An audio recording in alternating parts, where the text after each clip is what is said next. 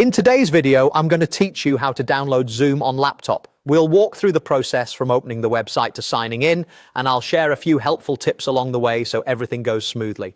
First, open your preferred web browser and head to the official Zoom website by typing zoom.com in the address bar. Make sure you're on the legitimate site before continuing. Once you're there, look for the section labeled Meet. Inside that area, you should see an option to download the app. Click Download App to go to the installer page. Next, you'll be asked to select the configuration that matches your laptop. This simply means choosing the version that fits your operating system and setup. For most Windows laptops, the standard 64-bit installer is the right choice.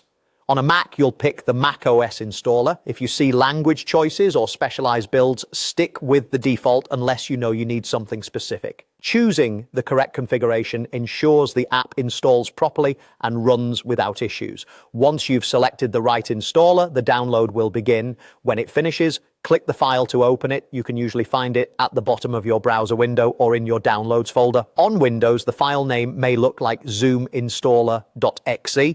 On macOS, it will be a .pkg or .dmg file. If your system asks for permission to run